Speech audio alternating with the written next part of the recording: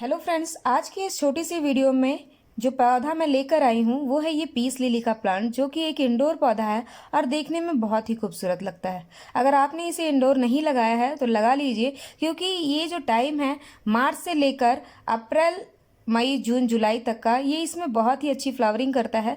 हम अपने आउटडोर में तो बहुत सारे फ्लावरिंग प्लांट लगाते हैं, लेकिन इंडोर में अगर आप किसी फ्लावरिंग प्लांट की तलाश में हैं तो ये पीस लिली का पौधा जो है बहुत ही अच्छा प्लांट है। ये जो पौधा है इसकी केयर कैसी करनी है, इस पौधे में कौन सा फर्टिलाइज़र दे जिससे कि इसमें फ्लावरिंग शुरू हो जाए, क्योंकि बहुत सारे लोगों की ऐसी शिकायत होती है कि हमारे पीस लिली में जो है फ्लावरिंग नहीं हो रही है, तो हम कौन सा फर्टिलाइज़र दें। तो इस वीडियो में हम इन्हीं सब बातों पर चर्चा करेंगे और साथ ही साथ फर्टिलाइज़र भी बताऊंगी, जिससे कि आपके प्लांट में अगर फ्लावरिंग नहीं हो रही है तो वो भी होनी शुरू हो जाएगी। तो वीडियो को एंड तक आप ज़रूर देखें। तो चलिए शुरू करते हैं अपना वीडियो। सबसे पहली जो केयर टिप्स है कि आप जब ये पौधा लगाना कैसे है, तो पौधा जब आप लेकर आए तो ये नर्सरी में ही आपको पौधा मिलेगा, आप वहाँ से खरीद कर इसे ला सकते हैं। और बाद में जब ये पौधे बहुत सारे एक पौधों में कन्वर्ट हो जाए, एक ही गमले में जो है ये बहुत सारे पौधों में कन्वर्ट हो जाता है, तो आप इसे डिवाइड करके बहुत सारे पौधे बना सकते हैं। और साथ ही साथ जब भी आप इसे लेकर आएँ तो आपको इसके लिए वेल ड्रेन मिट्टी ही बनानी है, क्योंकि ये इंडोर पौधा है और मोस्ट ऑफ द इंडोर पौधों को जो होता है वेल ड्रेन सॉइल ही पसंद होता है। अगर पानी का रुकाव उसमें होता है तो आपका प्लांट जो है मर सकता है, तो इसीलिए मिट्टी का आप खास ख्याल रखें।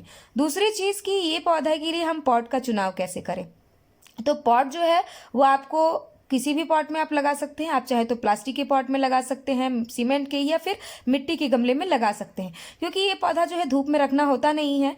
तो ऐसा कोई पर्टिकुलर ऐसा नहीं है कि आपको इसी पॉट का जो है सिलेक्शन करना है, तो किसी भी पॉट में लगा लीजिए। अगर ये जो प्लांट है ये 3 वैरायटीज़ 4 वैरायटीज़ में मिलते हैं, जैसे छोटी पत्तियां होती हैं, कहीं कहीं आपको मीडियम पत्तियां वाली पौधे दिखेंगी, कहीं कहीं पर ज़्यादा बड़ी पत्तियों वाले पौधे दिखेंगे। तो जैसा आपका साइज़ है उसी प्रकार से आप क्या कर सकते हैं, पॉट का चुनाव कर सकते हैं। अब पॉट की बात हो गई, अब हम बात करेंगे कि इसे कहाँ रखना है। तो ऑलरेडी जब ये इंडोर पौधा है तो आपको इंडोर में ही रखना है, लेकिन ऐसा भी नहीं कि किसी बंद कमरे में आप रख दें, वरना किसी भी पौधे को अगर आप बंद कमरे में रखते हैं या फिर उसे बाहर की हवा या रोशनी नहीं लग रही है तो वो पौधा आपका मर सकता है।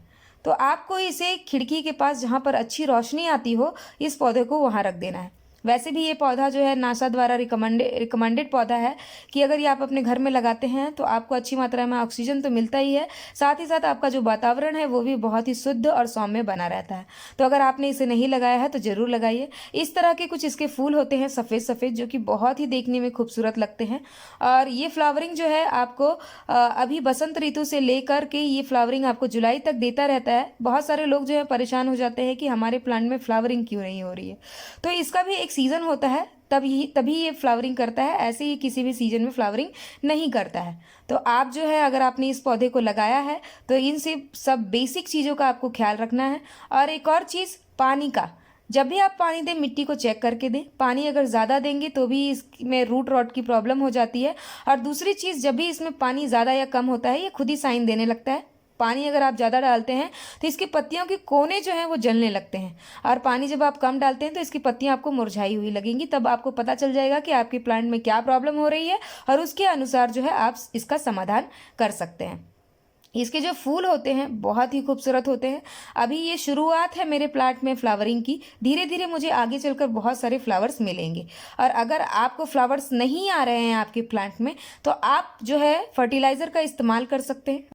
फ्रेंड्स, फर्टिलाइज़र में अगर आप ऑर्गेनिक फर्टिलाइज़र का इस्तेमाल करना चाहते हैं तो आप काऊ डंग कंपोस्ट का इस्तेमाल कर सकते हैं, क्योंकि जो इंडोर प्लांट होते हैं उनकी पत्तियां जो है खूबसूरती देती हैं, और पत्तियों को खूबसूरत और हेल्दी रखने के लिए हमें नाइट्रोजन रिच फर्टिलाइज़र अपने प्लांट को देना चाहिए। नाइट्रोजन का काम ही यही होता है कि वो हमारे पत्तियों को हेल्दी रख सकें, और पत्तियों में जो green colour, dark green colour बना होता है वो नाइट्रोजन के कारण ही बनता है। तो अगर आप काऊ डंग कंपोस्ट लेते हैं तो उसमें अच्छी मात्रा में नाइट्रोजन होता है, जो कि आपके प्लांट को बहुत ही अच्छी तरह से ग्रोथ करने में मदद करता है। साथ ही साथ आप वर्मी कंपोस्ट का भी इस्तेमाल कर सकते हैं। और अगर आप केमिकल फर्टिलाइजर का इस्तेमाल करना चाहते हैं तो आप इसमें NPK 19-19-19 या फिर आप DAP का भी इस्तेमाल कर सकते हैं। लेकिन फ्रेंड्स, मेरी सलाह यही रहती है कि आप जो है ज़्यादा से ज़्यादा ऑर्गेनिक फर्टिलाइज़र का ही इस्तेमाल करें, क्योंकि ऑर्गेनिक फर्टिलाइज़र जब हम अपने प्लांट में डालते हैं तो मुझे मेरे पर्सनल एक्सपीरियंस से ऐसा लगता है कि प्लांट की जो लाइफ होती है वो बढ़ जाती है as compared to chemical fertiliser के। और केमिकल फर्टिलाइज़र जब हम इस्तेमाल करते हैं तो हमें डर भी रहता है कि कहीं हमारे प्लांट में अगर ये ज़्यादा हो गया, ये कम हो गया, तो ये हमारा प्लांट जो है मर भी सकता है। तो आप अगर ऑर्गेनिक फर्टिलाइज़र का इस्तेमाल करते हैं तो आपको ये सारी टेंशन लेने की ज़रूरत ही नहीं है। लेकिन अगर आपके पास टाइम नहीं है, टाइम की कमी है, तो आप केमिकल फर्टिलाइज़र का भी सही अनुपात में उपयोग करिए। ये भी आपके प्लांट की ग्रोथ को बहुत ही अच्छी करते हैं।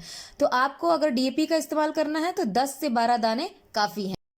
और अगर आप एनपीके का इस्तेमाल करते हैं तो आधा चम्मच 1 लीटर पानी में आपको बस लेना है, इसे घोलकर डाल देना है अपने प्लांट में। आपको बहुत ही जल्द फ्लावरिंग देखने के लिए मिल जाएगी अपने प्लांट में। तो इस तरह से आप केयर करिए, फर्टिलाइज़र दीजिए, आपका प्लांट अपने आप फ्लावरिंग भी करेगा और इसकी ग्रोथ भी अच्छी बनी रहेगी। अगर वीडियो यूज़फुल लगे तो कमेंट करना ना भूलें। वीडियो में एंड तक बने रहने के लिए आप सभी का धन्यवाद।